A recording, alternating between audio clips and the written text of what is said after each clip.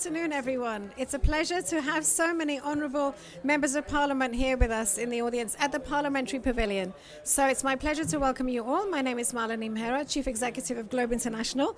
This is the first time we're able to gather parliamentarians together in one place. So pat on the back to all of us collectively. Hopefully next time we'll be able to accommodate so many more, but it's wonderful to have a full pavilion today. So our next session is going to focus on the issue of sustainable mining. Of course, as everybody knows, minerals are absolutely essential if mined responsibly for the energy transition to take place. We know what the challenges there are before us in terms of meeting the energy needs of developing countries, in particular Africa, most importantly, where most of the demand is going to come in the coming years.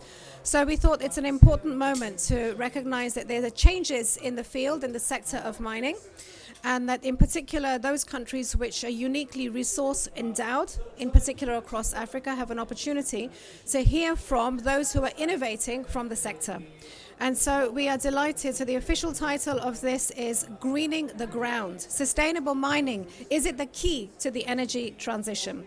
And we have a keynote speaker who is going to be addressing us from his corporate perspective as a leader in the mining sector. So this is Michael Wurzler. And Michael is the Chief Executive of Norge Norge Mining. And we will be having it open to discussion following an initial response, some remarks by Senator Rosa Galvez from Canada. We hope to make it as interactive as possible, so it's a relatively small space in the front. Otherwise, I would invite you all to the front. But we'll keep this conversational as much as we can. So without further ado, Michael, I would like to invite you to share your opening remarks with us. Thank you so much.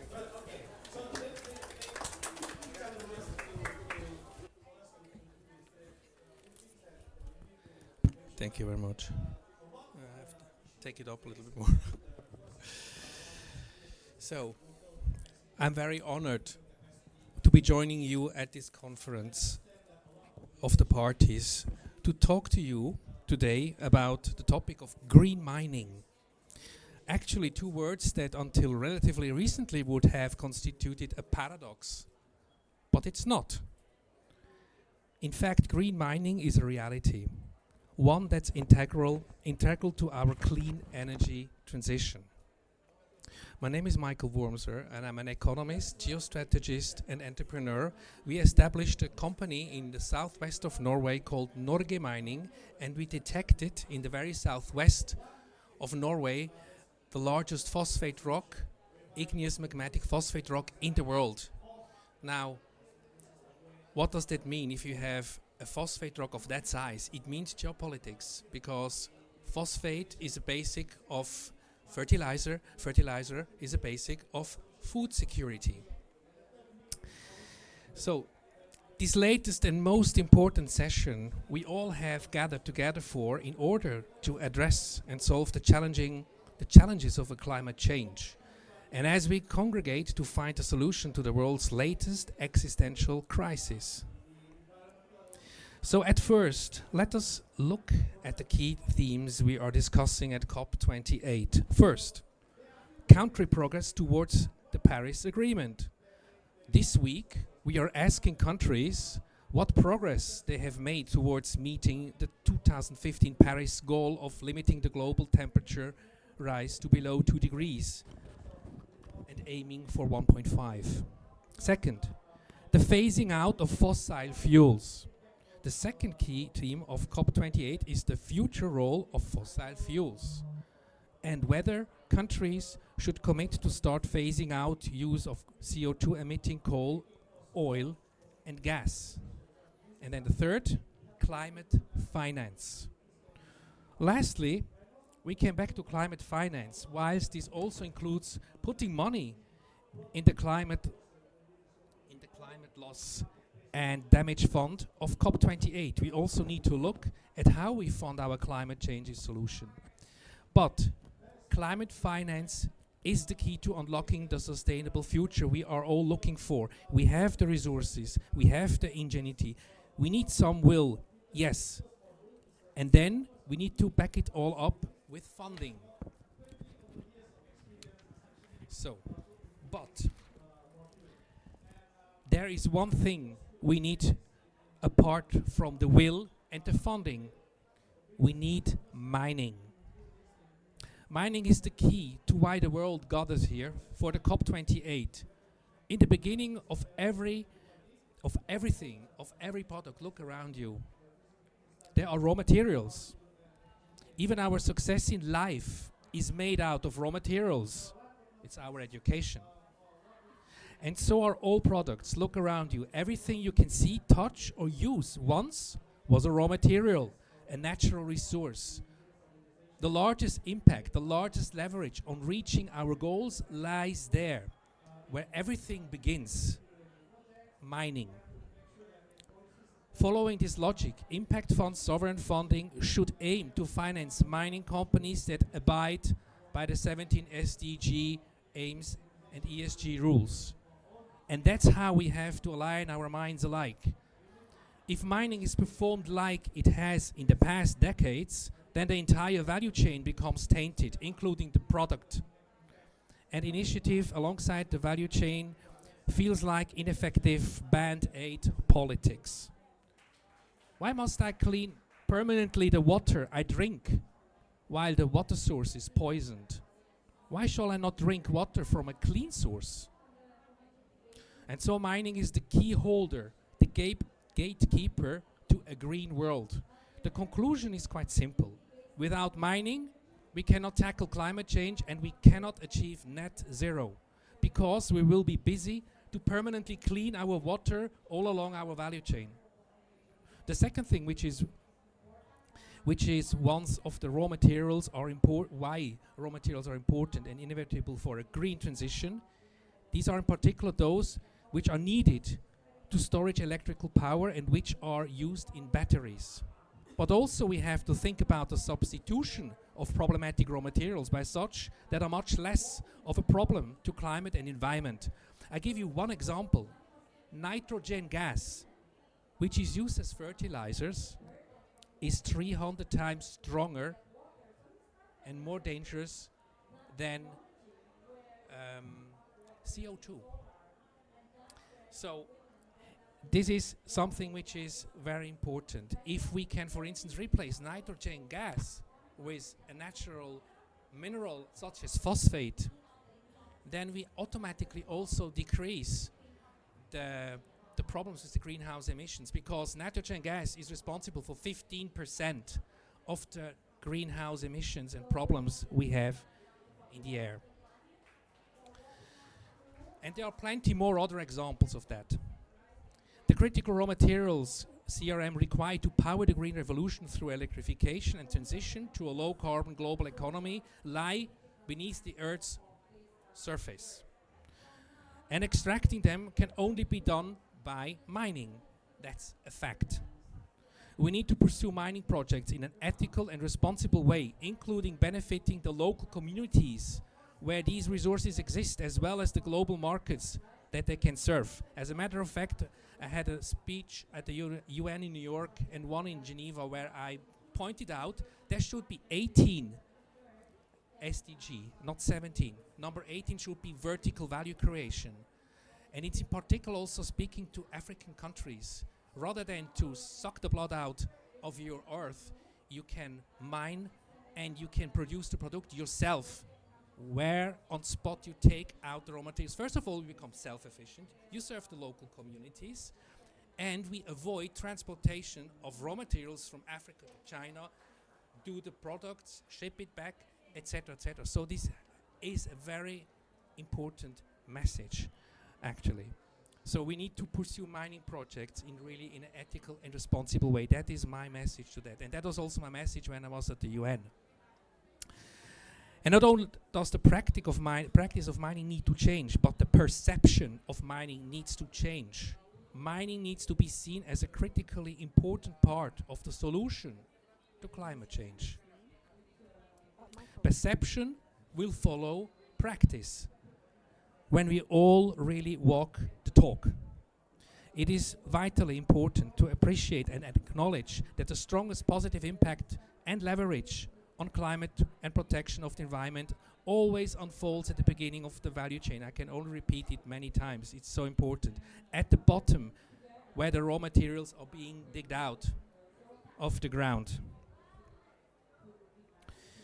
But this change in perception needs to happen urgently. As BlackRock, the world's largest asset manager, recently warned, the quantity of metals needed for the monumental shift to an environmental sustainable economy has been vastly underestimated. BlackRock's stark conclusion is that the demand for metals and materials is poised to surpass all prior estimates. And finally, BlackRock's latest statement, published in yesterday's Financial Times article, reads, quote, BlackRock warns investors disdain for mining threatens green transition. So that is extremely important that we include in our thinkings mining as the beginning of the value chain. So for the end, this is alarming, but I'm here to share with you that solutions do exist to help solve this crisis. If you will, it's not a dream. With that, I'll finish by saying, let's use this COP28 to rise to the challenge and to meet the objectives set out by President Sultan Al-Jaber to fast-track the transition to a low CO2 world, a world that will need to be underpinned by mining, by fixing climate finance to fund solutions in both the developed and developing world. Thank you so much for your time and for listening. So thank you very much for your opening remarks, Michael. And I think that you've made the case, obviously, for mining very well. I think the key issue, given our audience, is getting a sense from yourself. And I'm going to come to you, Rosa. You're very well suited to respond to this, of course, because Canada is a resource-rich country, which has a long history of mining. But of course, just to set the context for the discussion. So this is equally as much about changing practices. So you mentioned the words ethical and responsible. So the practices of the sector as well, and you made this point very clearly, countries themselves rising up the value chain. Yeah, so that's essential. But in the context of this being a conversation with legislators, so what is the role of parliaments on this? Where are the framework legislations, and are they correctly calibrated for this new, much more competitive world that we're entering into, where there will be far more competition for having concessions with resource-rich countries? What are the terms? So what are the guardrails, so to speak, that are set through legislation by members of parliaments? So on that note, so let me turn to you, Rosa, for you're very experienced in this area. So your thoughts on what you've heard so far. Thank you, Meline. Thank you, Michael. So first, maybe to say that I'm an independent senator at the Canadian Parliament. I am the chair of the Environment, Energy and Natural Resources of my parliament. But before becoming a senator, I was a civil engineer in science and academic. And my work was to find remediation techniques to recuperate mining residues, to close down mine operations at the end of their lifetime. And I come from Peru. Also, it's a country where there is a lot of gold, silver, copper, and where international mine company comes, no? And so we want to see the trickle down of the money staying in the community, for the community to develop. But now things have changed. And now there is this race to net zero 2050 that needs other minerals, different minerals, the critical minerals that fortunately or unfortunately compete with, as Michael says, with other elements that are required.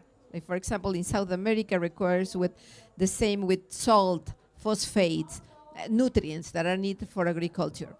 So the thing is that we need to be more efficient. We need to reduce all these big masses of residues and rocks that are there that impact the environment with acid mine drainage or with the habitat destruction.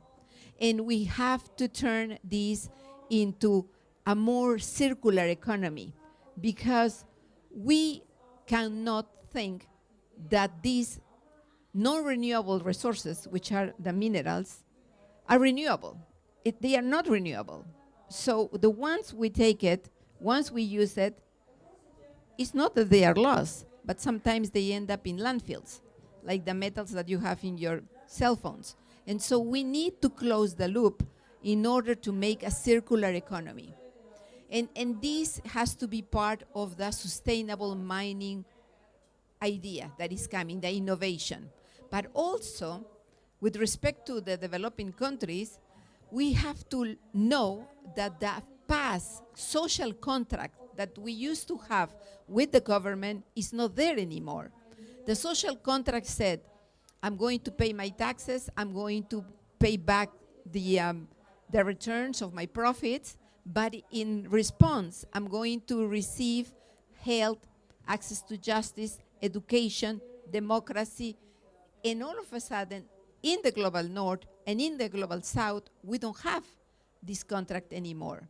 And so together with this sustainable mining, together with this circular economy, we have to sign a new social contract that says that the inequality that we've been living has to be reduced, that the opportunities that upper classes have, the lower classes have to have it too, for education, for social mobility, for health. And it's not just on the global south. In the global north, I'm sure in Norway it's the same thing, population is growing older. And we need workers. We need skill, training, labor. And so we have to start looking at the situation in a holistic way. So I think that the way we have to see it is that the global north needs the global south, and the global south needs the global north. And for that, to trust each other, we need to be transparent, and we need to be ethical, and we need to be benefiting both of us at the same time. So I'm happy to say that I'm very glad that mining, especially with respect to the minerals, they are changing faster than with the petroleum and oil, which it's completely different. The perspective that a second colonization based on the new critical mining, there is some potential, and so we are awake, we are aware, and so we have to be prepared for that. And I just want to say at the level of the parliaments is that in our global north countries, we have this, environmental impact assessment that allows us for the populations to have, like indigenous people, prior, free, informed consent before agreeing on a project. And this has to be now everywhere. We have to really be free, informed, in order to give our consent to a developing country under certain conditions. We have in Canada a watchdog in mining that it's supposed to be saying to all Canadian companies that are working in the global south, you have to respect Canadian laws. You are operating in a developing country, yes, but you have to respect our laws. So this is a major change, and I think that it has to be asked by you too, people in the global south. And so together with Net Zero 2050 bill,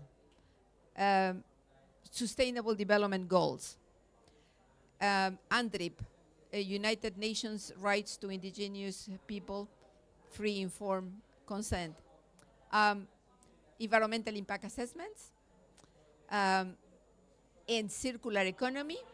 With these 5 legislations, I think that we can start with a very good foot this new sustainable mining. Thank you. So thank you very much. No, I'm going to come to you next.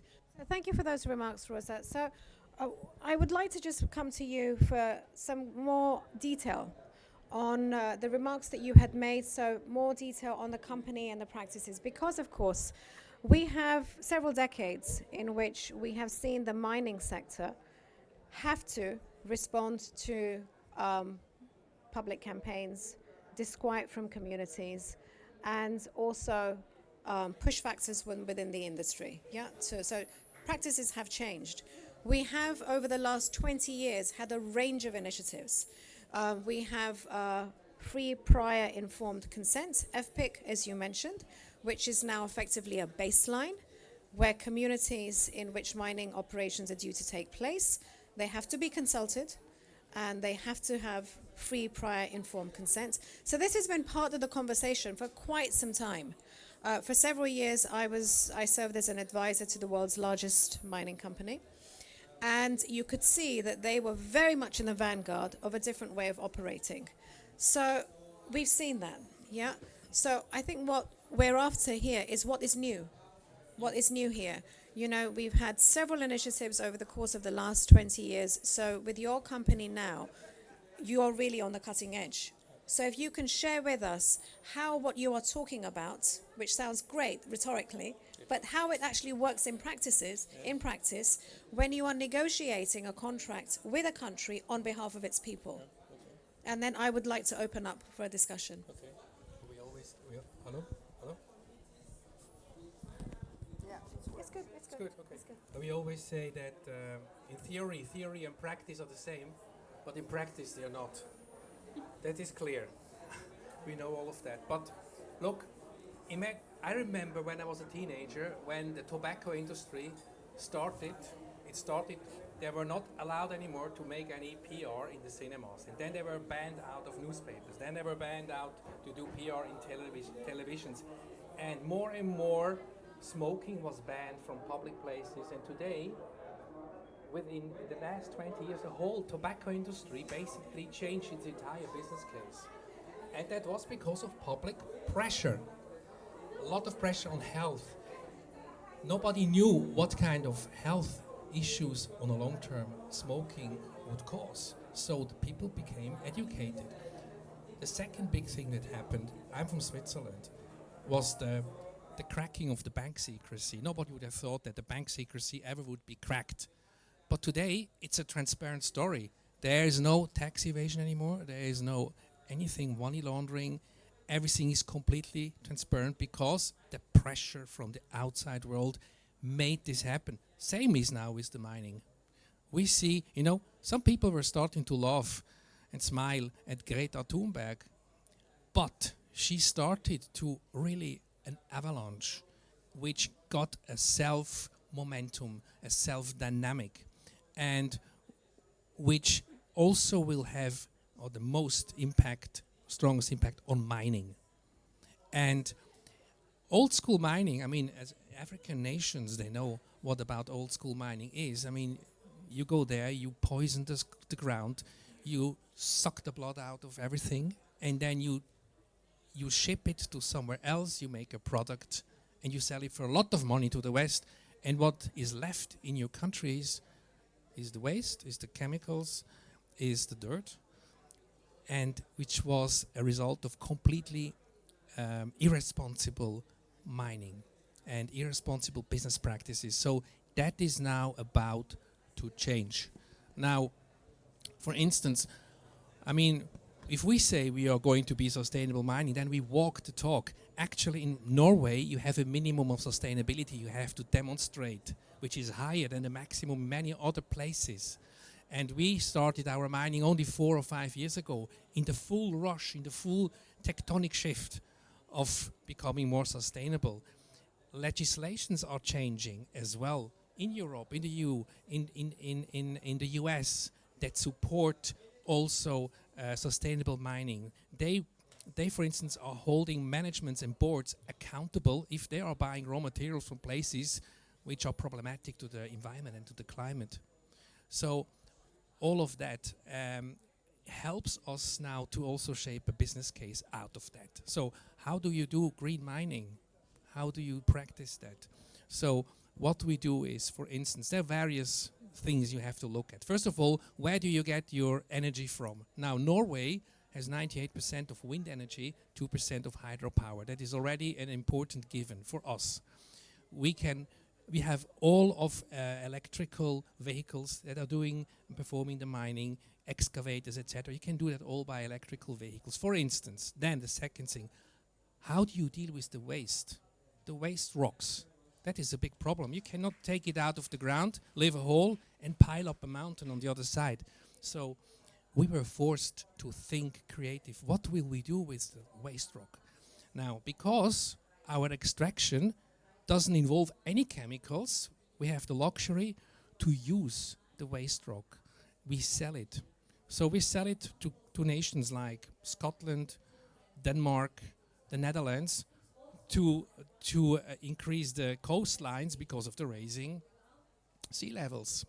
Or you sell it to build artificial islands for offshore wind parks. So you can make really use out of waste rock, and you can make money out of that. It's not just a problem, you can make a new business case out of that. Or another thing, most of the people don't know that. Phosphate, which we have, out of phosphate you create phosphorus. Now, what do you do out of phosphorus? Car batteries, semiconductors, microchip, solar panels. The problem is phosphorus you can only buy in 3 places: China, Kazakhstan, and Vietnam. And why is that so? Because the production of phosphorus is a heavy CO2 story. It's a heavy footprint of CO2. It poisons the climate in a very heavy way. That is why the West has banned production of phosphorus. Now imagine this phosphorus from Kazakhstan, China, and Vietnam is in your phones, is in your solar panels on the roof, and is in the car batteries. How green is a car battery? How green is an EV car when you have this kind of product in your battery? So what we, for instance, do, as I said before, also vertical value creation. We take it out of the ground, and what we do, we produce the phosphorus and we carbon capture the CO2. We liquefy it, and we can storage it underneath the seabed in old oil deposits. And we have a carbon negative product. That is what is called green mining. Because, and that's what I said in my speech as well, when you have this product in the very beginning of the value chain, all the value chain that comes after, all the microchips, the semiconductors, the solar panels, the batteries become a really green product. And all the value chain becomes also sustainable value chain. So that is how we address sustainable mining. So that's great. Thank you very much. So what we're going to do now is we're going to open it up and have an interactive session. So Nomeka, I'm going to ask you to please just, let's start, if we can just share the microphone. So let me start with the honourable speaker. Let's have the microphone there. So now we would love to have engagement from yourselves, of course, as legislators, response to what you've heard. None of you will be new to the mining sector or discussion on the pros and the cons and the changes in the business model. So, Honourable Speaker, please do introduce yourself. Thank you. Thank you very much. My name is Nelly Muti. I'm the Speaker of the National Assembly of Zambia. Indeed, mining has been something that has been going on in Zambia. Just like Peru, we mine copper. And from copper, we have all these heaps of wastage from the mining. And now they are trying to sell them again to remine them, but still the wastage is not sorted out. So it's very interesting to see and to hear that actually this byproduct can be used in a more useful manner by ensuring that we remove the phosphate and make it green, something green. And also we can sell it to other countries that need to raise the coastline, for example. But being a landlocked country, Zambia, I don't know how we can use it ourselves. I think something that we need to learn. I don't know, is it possible that these materials or this can be used maybe in construction of roads or maybe building houses? I don't know, but since there's this carbon, which is not good for the environment, I don't know how else we can be able to use this byproduct. Of course, mining is ongoing. We cannot keep away from mining because that is how we are going to improve our economy. And that's why we're saying there is a need to find a balance. Because as we are looking for, as we are mining, looking for money, and now the policy of the government is that we should do value addition to the minerals so that we don't have to transport the raw materials, like you have said, to some foreign country, and then they process the minerals. But if we can do it on site, that will be able to help us give employment to the youths, because we have a lot of youths who are not in employment. We'll also be able to help the women in a number of ways. So mining is very, very cardinal, because we have discovered many more minerals. We have gold, we have lithium, we have zinc, we have a lot of minerals. But then how do we ensure that we mine intelligently with a view of protecting our environment? Of course, we can't, as I've said, we can't run away from doing mining, because that is the only way that we are going to generate resources, so that we make money to be able to graduate from using proper energy sources instead of the fossil fuels and all those. So I think for me it's a learning curve. We are learning a lot, and as a developing country which is trying to improve its economy, we need to ensure that when we are mining, and the foreign companies that come to mine in our country, they make sure that they follow the law. And for parliamentarians, as parliamentarians ourselves, our role is to ensure that we amend the relevant legislation when the executive comes with the proposals on bills on mining. We'll be able to know what to look out for, so that we protect the environment. I think that is what I can say for as my take. Thank you.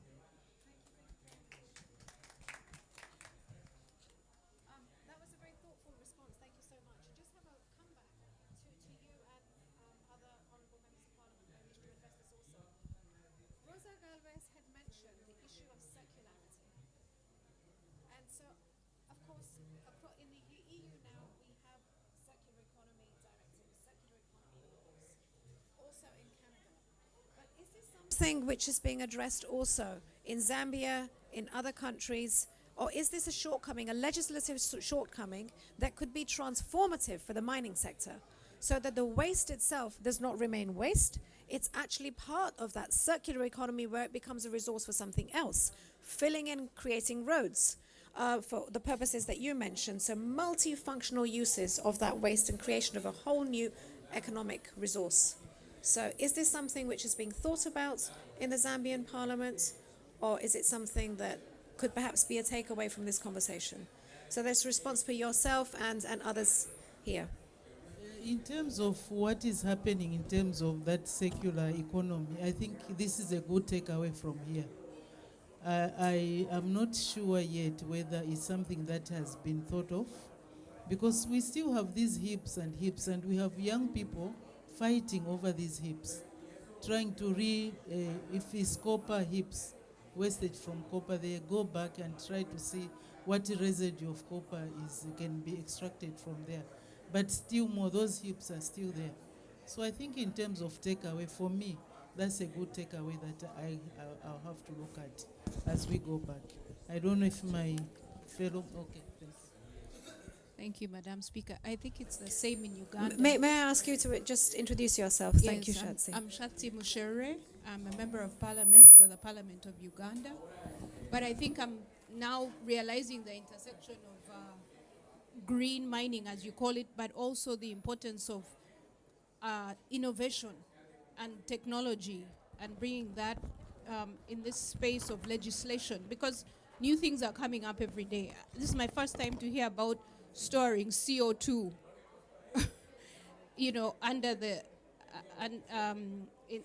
under the sea, something that is now calls for a different type of legislation. And then you're talking about maybe there's a carbon credit aspect to that too. I mean, if you're storing and making sure it's not used, then how can you gain from that? But also I wanted to know, so like Madam Speaker from Zambia, it's something that is new to us, at least to me, but it's great information. How does the private sector, for example, in Norway, what are the pushbacks on this kind of legislation or intervention where you're trying to make sure you're doing green mining, but then there's the aspect of business how do let's say parliaments keep accountable? How do they keep accountability going in terms of making sure business is good, but also there's accountability on the part of how businesses are making sure that they are using green practices? I mean, is there pushback? Is there collaboration? How does that work? Thank you. That's a great question. Please help yourself to the microphone. Thank you. Okay, I can add to that quite fast. Norway is very green conscious country. 35% have already a Tesla. So you see a little bit how they are thinking. Now, when we discovered this is a story which I've never heard before. When we discovered what we discovered, we learned that the European Union and Norway were planning a highway through our thing. And then we said, hey, we invested already a lot of money. It cannot be that you build a highway. So if you build a highway, you lose a lot of assets that belong to the Norwegian people. So after back and forth, we had meetings with the government. In the end of the day, they really decided to completely change the routing of the highway in Norway. And it would cost the Norwegian government 300 million euro more to change the routing. So that was a commitment, first of all, from the Norwegian government, but it was also a statement, because we told them that lots of these minerals are being used for the green transition batteries, etc. But also they started to understand, hey, we have to change our laws. And this goes also for Europe. Europe was always used to import raw materials, but not export. So if you produce and export, you have to adapt your legislations, of course, you see. So they are looking really on your fingers when you start to apply for an extraction license. But they're very supportive. I can only talk for Norway, but it also, you see it also in generally in Europe now. If they find something which is possible to do extraction, they will support it. But if you want to have a mining extraction permit, you have to demonstrate sustainability. What do you do with the waste? How do you power your vehicles, etc., etc. 10 years ago, that was a different story. Today, the reports, the feasibility reports that you have to produce, the biggest part of the pre-feasibility study is a sustainable part. Also, what is the impact to the local society? I mean, it is a big hole in the middle. So how do you deal with that? I mean, we have to say mining is sometimes also ugly, even if it's not poisonous.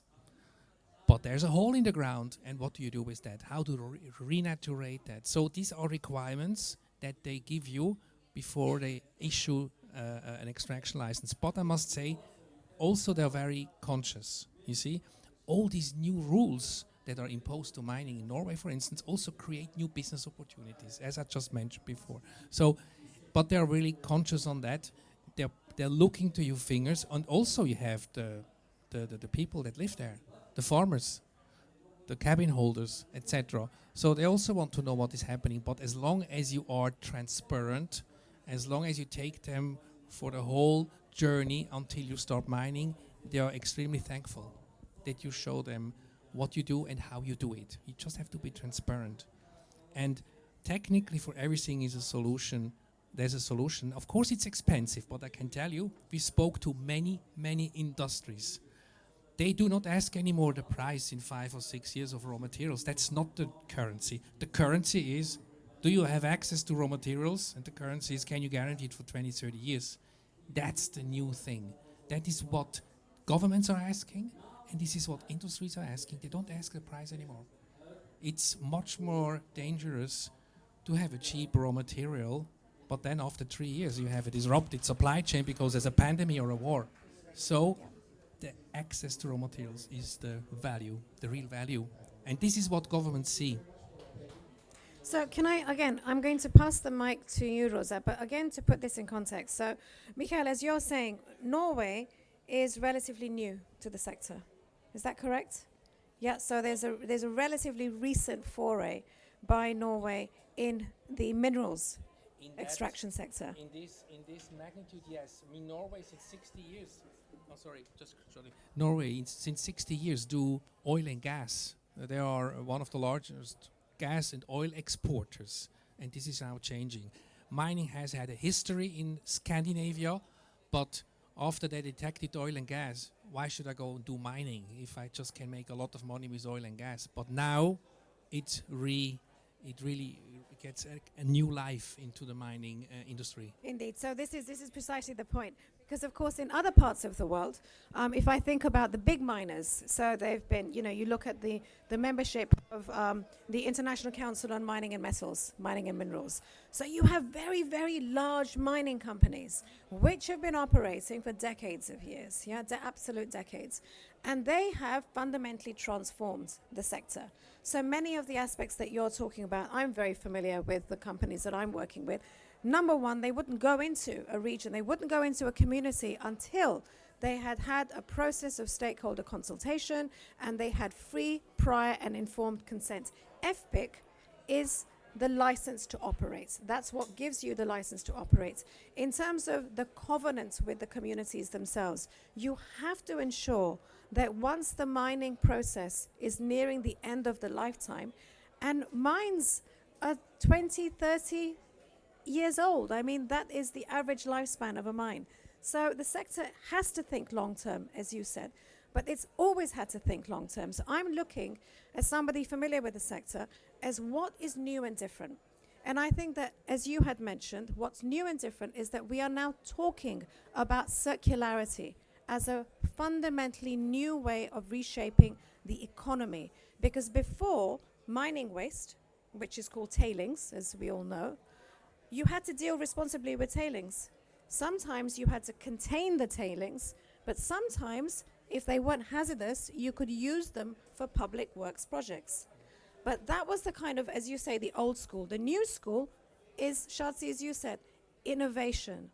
So let's talk about where that innovation is and how parliaments are responding to this very quick technological pace with the private sector. How can they possibly keep up in terms of the required legislation and policies to either stop the bad practice or incentivize the good practice? Thank you. Yes, so one point that I was reminding myself while listening to our discussion is the importance when a mining project is being promoted and is being designed to have a life cycle analysis. So a life cycle analysis means that you start one day and you will look what is the potential impact around the area. Then you start your operations. You put money aside for when it comes to closure, for the monitoring of the environment that you need, and for the attenuation of the impacts that will be. And then you say, and what happened is this, all mines used to take 20 years, 30 years to be used. Today, some mines are as quickly as 5 years because the technology has advanced so much that now the material is taken in by the very, very high number of tons, and in 5 years is closed. So the fact that you look into the life cycle analysis will force you to see how many years are still left, how are you planning for this closure, and what is going to be the restoration plan, and what is going to be the reuse of that land that was used as mining. And this is very important. I've seen it in Germany, oil, coal mining, and I see the restoration plan. But for that, you have to have put the money aside. You know, you cannot expect that at the end, this money will be there. So it's the government to have to put it aside. Another important thing that I have seen is that even in Canada this happened, is that companies say, I am still in operation. I'm still in operation. But actually they just have 1 or 2 people running something because they don't want to face the end of the operation, because when it comes to the end, they have to close it according to the initial conditions, which says you have to cover, you have to reforest, you have to I don't know, modify the land use, and they are not having this money. So this is very, very important that we see the life cycle of mines that is becoming shorter and shorter. And this point of restoration is fundamental, because in most responsible mining companies, the big ones that I know, you are required contractually to leave the land as you found it. Yeah. And especially when it is land which is sacred to indigenous communities. And if you have not already set up a community or a trust fund to enable you to do that, what you will do is run the company into the ground, bankrupt it, so you never have to restore. So that's part of the responsible mining conundrum. We have a guest who has just joined us. Kanika, I'm going to put you on the spot. I'm so pleased. No, she can pull her chair up. I'm so pleased that you're here. And I would just come to you, sir, and to yourself, because we're talking about innovation so that we have a zero waste society. And colleague over here is a leading entrepreneur from the UAE, but works globally. And her company is one of the leading companies in zero waste.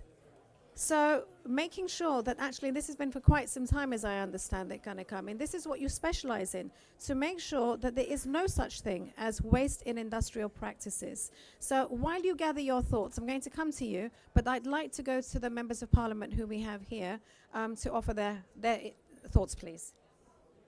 Thank you so much. I would just want to make a reflection as well. I think for me, the first thing is in comparison to what's happening in Norway.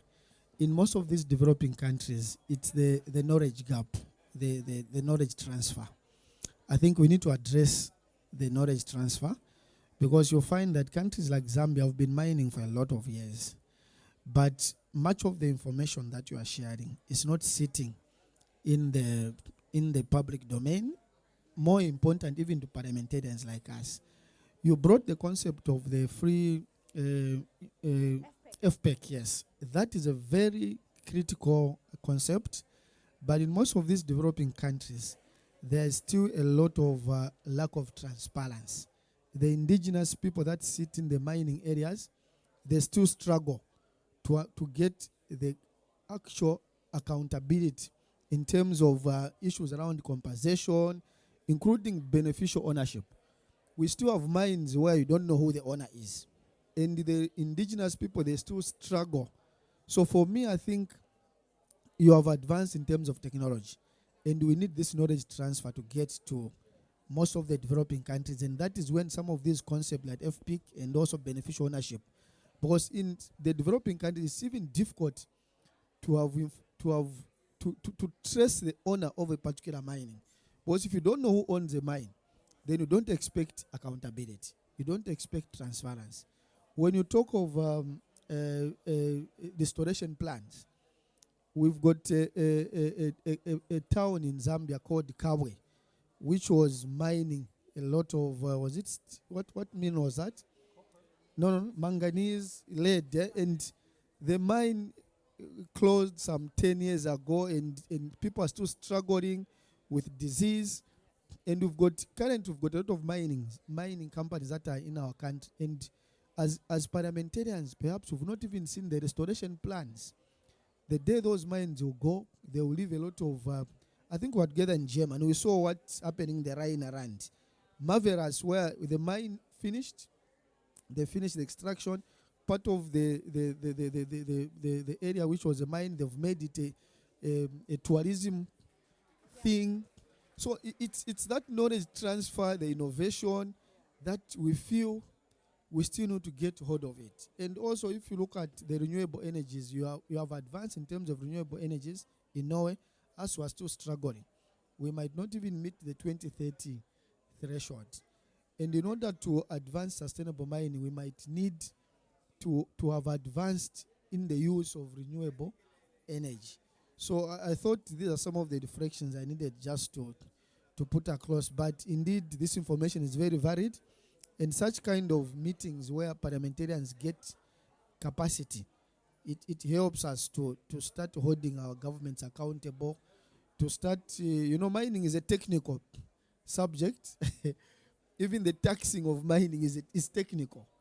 So this capacity is also good because to help us to start understanding how we can create accountability, how we ensure that our mining is innovative, it's green, and also how we ensure that our mining is not destructive. But more important, how our indigenous people could have detailed information on the mining process and ensuring that we inculcate a culture of a green mining. People are a bit negative on mining. There's a perception created that mining can't be green. So we need to start a journey of mind changing, that it's possible to have a green mining. Thank you. Thank you. Very important. There are interventions from the back. Gentlemen, just behind you, please. And then the lady there. Yes, Chris. thank you very much. I'm Honorable Kasandwe. Thank you so much. I just want to talk about the importance of mining still going forward in the energy. My voice is, unfortunately, I don't have a voice to project. I'm saying I'm looking at mining as still critical in the energy transition, because you may realize that 1 megawatt of solar, you need 3,000 panels just for 1 megawatt. And then for 1 turbine, you need about 3.5 tons of metal. And then for any electrical vehicle to move, you need about 83 kg of copper in it. So going forward, mining will be will still remain critical in ensuring that whatever resources that are being generated from mining are invested in energy transition. So now I just want to find out how we can ensure that we keep mining going for the purposes of energy transition. At the same time, we make it sustainable so much that it does not degrade the environment. Thank you. Great question. We're going to come back to that. So, the Honourable Christine. Thank you so much. Christine Kaya, I'm from the Ugandan Parliament. Thank you so much. It's as if mining is left to the well-to-do, the perceptions of our people. Engagement in mining, the way we perceive it. I am very pleased with her when she brought in the issue of equitable benefit sharing. How best can we bring mining to solve our climate issues? We need to relate mining to the concept of net zero. Yes, that what we mine may produce some emissions, but the proceeds from mining can establish some carbon sequestration ecosystems or repair some ecosystems. We can go that way. But at the same time, we also have to relate mining challenges to health. Because when you look at what lakes are reporting, what wetlands are reporting, the disposal of the emissions from the mining, we need to come up with that research. We need that research. There are a lot of rumors related to the causes of cancer as a result of using water that has been heavily metalled. So we need to bring that research to the public to show them that relationship, and that is when they will incorporate the green aspect in the mining. But I don't know what happened to the fertilizer companies. Is it that they don't break even? Is it that they are less profit making? Many of the industries that go for mining fertilizer-related minerals end up closing. I wanted to hear from your side. What is it? They prefer mining for other purposes and not for fertilizers. And yet this is the item that would help our agriculture so much. I thank you. Thank you very much for that question. And there we go. Let's just get that. So can we take 10 minutes? We can take another 10 minutes? Yes, if that's okay, we'll close at 5:15 in that case. I think originally we were slated to close at 5 o'clock.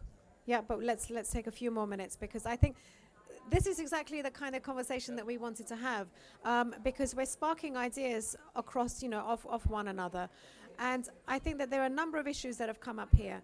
The first is the kind of the legislation gap.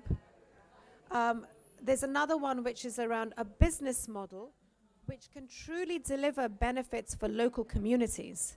And the reason that mining has such a bad reputation is because it is seen as very extortionate. It's an extractive industry which leaves the local communities' lands barren, degraded, and it leaves them in poverty. And it benefits, as you said, it benefits the well-to-do.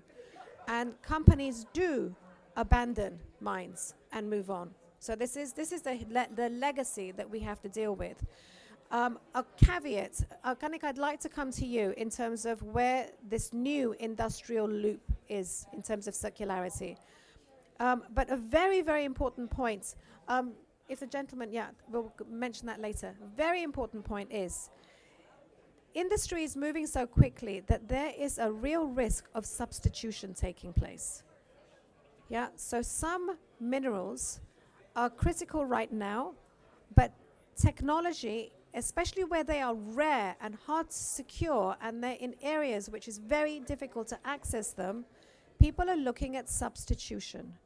So there is a real risk that a country will invest in a particular mineral or a metal, and it will find that it's made 30-year commitments to companies and that they have become obsolete. So this is where the information is needed to help develop the strategy before you commit to 30-year long-term projects and you see that technology has taken you by and you are no longer viable as an industry. So bearing these things in mind, Kanika, if I could come over here so that we can share your experience, yeah? So just if you can introduce yourself and the work that your company does and why zero waste is the energy, the industry of your past, but the future also. Thank you, Malini. So it was interesting to hear all this, and I'll probably add one more thing. Okay, that's what I hate doing, introducing myself.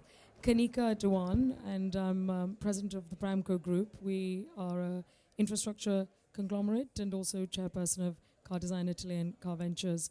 We, as far as Pramco Group is concerned, we're mining, limestone mining, granite mining, and stone mining is what we're involved in.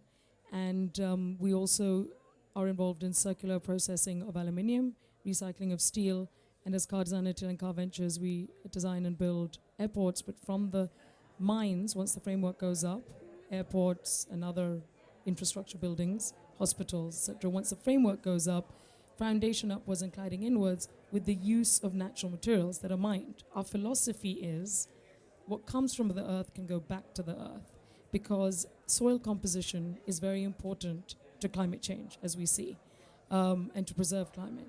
The health of soil can remain well if you do not decompose products that are synthetic. That's what we're seeing in landfills.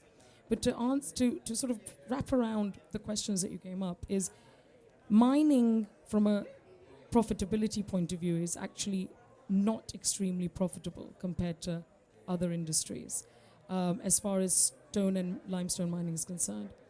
What we have done from the sustainability angle is, while I recognize karmically the legacy of mining has not been great for the environment and the structural composition, geological composition, what happens when you blast. And that can produce other elements in structural situations with tectonic plates, even seismic issues. Apart from, when you're talking about mineral mining and we're talking about stone mining. So every sector is different. But when we go into the circularity of it, you can become there is a solution. You can become a responsible mining company. And what we've done is, over the years, you see the old way, there was only an old way that people knew. The solution forward, rather than being cynical of what mining has done, is how do we improve in terms of the new way.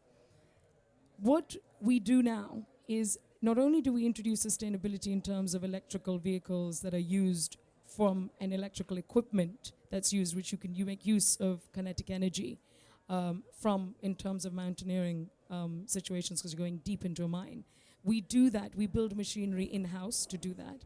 But also, we try to minimize the incidence of the use of blocks mined. By doing how we do that is we do R&D innovation. Every time we process a block, we slice it thin. So we created a lightweight stone technology to let the block last longer so you don't have to mine. Eventually, that is then applied in infrastructure, and any waste left over, even crushed stone, is used back in the process of building and then converted in zero waste art. But if I go further into our aluminium and steel side of things, is these processes with aluminium, we don't mine aluminium because even though we're a mining company, because we realized the climate change negativities, but also I feel there's a karmic negativity, there's a net karmic negativity to the environment when you do that, when you're mining. So what do? We say, okay, we're going to extract, we created a proprietary technology where you can extract waste from aluminium smelting plants. So we've been working with the largest plants for the last 30 years, Alba, which is in the GCC area. And we then smelt that, reprocess the solid bath and the cathode and anodes, which are carbon. We reprocess those and they go back into the smelting process. Eventually, as we license out this technology, you can reduce the incidence of bauxite mining. Similarly, when we take slag, we reverse engineer slag that's left over that you see in mining processes as well. So the knowledge of mining has helped us to leap forward to produce a sustainable solution. And now going forward, because of using waste, eventually stone mining can also be aborted over time because we're starting to, we use crushed stone and powder to be able to create building structures out of that. So you can reverse. And as far as leaving land barren, I wanted to give you an example of a limestone mine. Obviously, it's under license with the government. And while the limestone mine has got depleted, our plans going forward for such mines, we're actually creating tourist destinations out of it, where you're greening the mine because the soil is still rich. Limestone is a very rich material. It's actually, we use it for aquaponic farming as well. And so there are mineral resources, iron, in certain mines, and there's a lot of technicality behind every type of stone mine that exists. And so one needs to turn the question of the bad rap that we have in terms of, rather than a hashtag that, okay, mining is bad. It's from the mining companies that you're going to find the solutions rather than condemning them. So this is just an example. So I think you've heard two perspectives from those who are actually in the sector about how the industry is greening. And I think that in response to the questions that you've asked, that clearly this is an area where we can have an expert skill share, specifically with parliamentarians, so that you can really think about what are the options in an informed way that are facing your country's challenges as resource-rich countries, which, to paraphrase what you were saying, you can leapfrog the bad practice. Yeah. You have to leapfrog because you run the risk, all the risks that you've mentioned, yeah?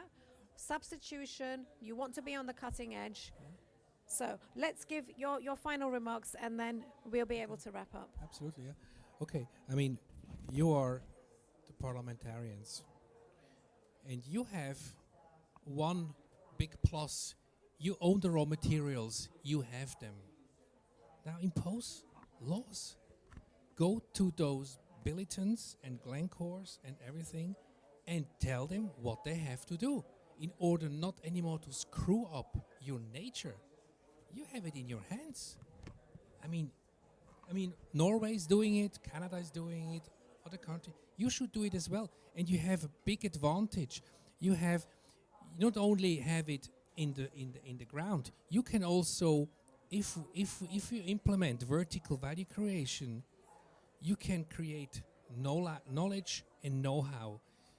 And I think from the industry should, let's say, coach you on that, on eye level.